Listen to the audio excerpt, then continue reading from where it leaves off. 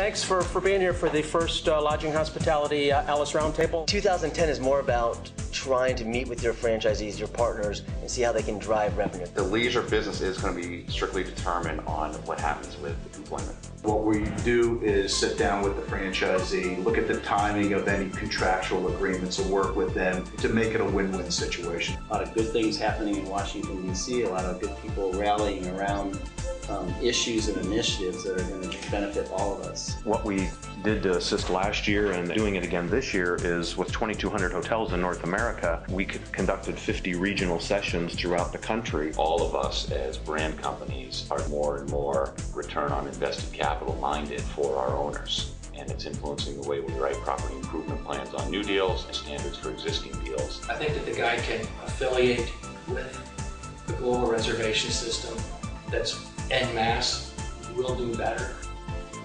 Without those owners, none of us are using discussions internally from our company and they're growing out like never before. The last couple of days, we've heard a lot of rhetoric about where the industry is, where it's headed. And I'd sort of like to get the pulse of this group as to where you think the industry is going to be in 2010. The big tell sign is going to be the summer travel and how leisure travel comes back.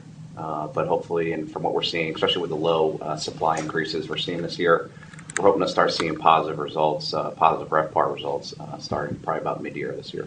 From our standpoint, recoveries are well underway. The majority of our properties, the 7,000 hotels that we have, are in the economy and mid-scale arena. And I would probably say that, as David said, thank God 2009 is over. I think 2010 looks promising. If there's one thing that is, we've had some discussions internally as an enterprise on what we can do to drive revenue, and I think there's a lot of good that's happening as a result of what happened in 2009 and the impact that it had on people's bottom lines, and that is we are congealing as a group, as an industry, behind some really big issues. So if it's about revenue generation, it's not just about what we can drive as Intercontinental Hotels Group or Starwood or anybody else for that matter, but what can we do to increase the size of the pie for the U.S., for North America, for the Americas? From the upscale right up to the upper upscale and luxury segments, we do expect it to be a better 2010 than 2009. Anybody else see any other silver linings that can come out of such a bad situation? I think our segment has an opportunity to really capture some more business travelers who have been trading down, who may not have otherwise stayed in our segment. Now it's our job to really keep them loyal to our segment. So moving forward, we may be able to actually increase our customer base that we may not have been reaching before. I think it's rate at the end of the day that will get us there, but I'm optimistic about 2010 from a perspective that I think we will see growth. I think the franchisor-franchisee relationship has really grown a lot closer. We've all kind of hunkered down together to try and come up with better solutions and how to come out of this downturn in a better position. When you look back over the years, you think of those long-term partners, be it your management partners or your franchisees, and it just reminds you of who you make it through the good times and the bad with, and I think that can be undervalued. What we have all learned from this, and to continue to grow, amenities and different standards and brand standards that we look at in the future, I think all the companies and also the franchisors are going to be a lot more realistic in years to come. What, as branding companies, you can do to help franchisees or members who are in distress and still keep them involved in the system, but yet help them in any way possible? Building a relationship today will create a stronger relationship down the road. We're offering no activation fee for any hotel. No fees unless it's tied directly to contribution. No branding fees. If a hotel meets our branding standards,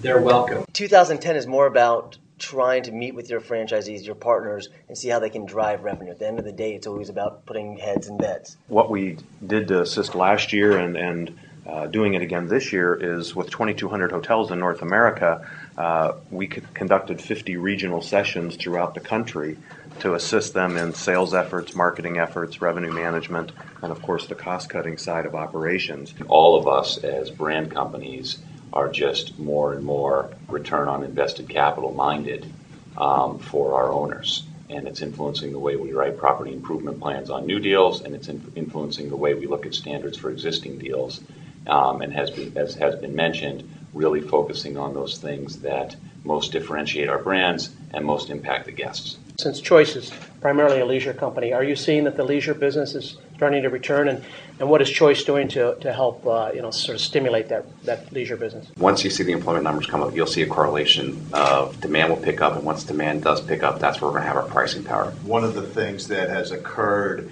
during this last economic cycle is people are saving more money, and I think there's a pent-up demand.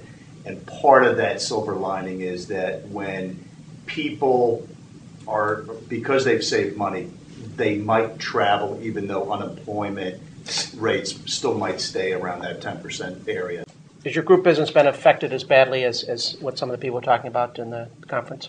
Interestingly, what's happening though is the consumer, I think, is sensing the trough, the bottom, and they're getting pretty aggressive on their demands in terms of pricing. So some of the advanced bookings that we're beginning to see right now, while they're coming back, they're also negotiating for much longer term. One of the things that this economy has taught us and forced us to do is get out and talk to one another. Where are you going to get growth? Are you going to be taking it from each other? Is it conversions? And what are the opportunities for development, if any? I was going to say I think conversion is going to be a large part of our growth strategy for 2010, probably most likely for 2011 as well. The one fortunate thing that, because we play a large portion in the economy and mid-scale segment, is there's still some financing out there relatively to economy and mid-scale product. We've already, year to date, signed several new construction franchise agreements.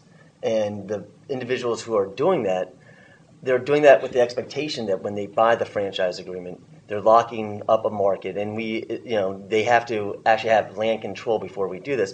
But they have the anticipation that they're not going to be breaking ground for another 12 to 14 months. Actually getting projects done. I mean, we're looking at 1.6% supply growth this year, maybe 0.8 in 11. So there's your silver lining. Hopefully there's not going to be a lot of supply coming on, so we can maybe get our demand back. You'll probably see a lot more foreclosures pick up this year.